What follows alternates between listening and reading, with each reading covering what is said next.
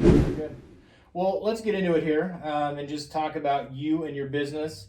And I guess just kind of take us down that journey for you as far back as you want to go into being a small business owner and just kind of how you've grown Crystal Clean. Sure.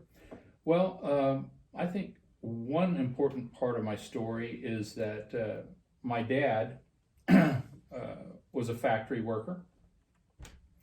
And that's what I started out in college, and then shortly after college, I worked at Eaton Corporation, several stints, and early in my adult life, I was working and just bought a house.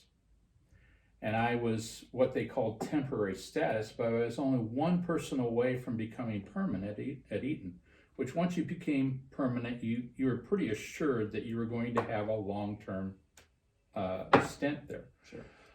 Well, right after I bought that house, because I thought, well, I'm so close, this is going to work.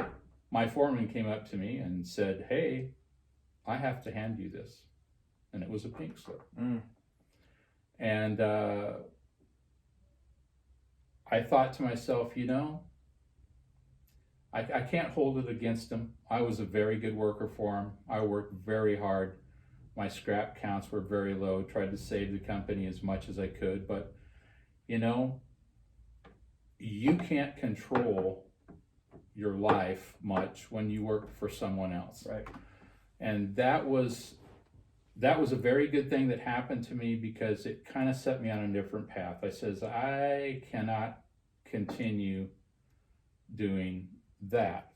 So I had done a lot of things. I'd sold diamonds. I'd done a lot of different things. So I ended up, the first entrepreneurial thing that I did on my own was I started a company called Nebraska Orange Phone. And I put up payphones. This was a long time ago when we actually still had payphones. Yeah.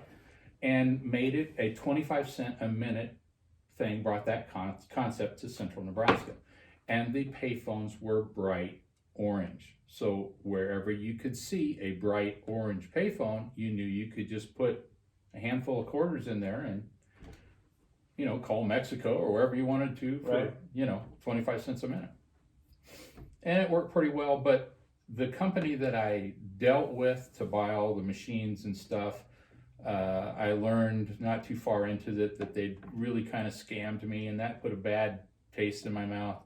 And I ended up, I wasn't going to do the same thing to whoever I sold the stuff to.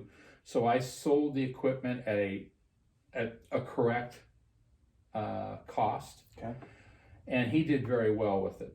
I did okay with it only because my heart was not really into it after I found out how badly I had been misused in the purchase of the equipment. Sure.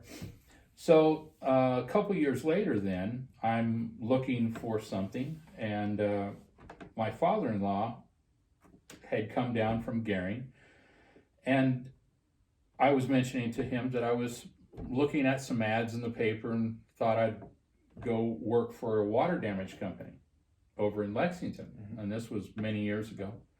And he says, "Well, why not start your own company?" I says, "Well, I really hadn't thought about it. I already had a small company, but it didn't turn out as well as I had hoped.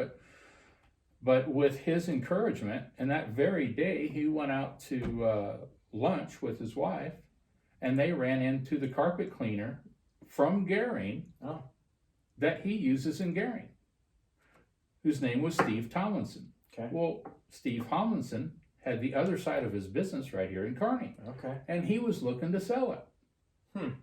So my father-in-law talked to him and said, I think I might have somebody that'd like to buy your business here. Yeah. And so wasn't too long after that, I spent 2 weeks training with Steve out in Gering, which is more training than most people get when they do carpet cleans for the first time. And I took over the business. It had dwindled down pretty low here in Kearney because he had had a manager run it, and he hadn't ran it very well. But I took over the business, and we started growing from the get-go. And for the first 17 years, our sales just kept going up. And then we kind of plateaued during the Obama years.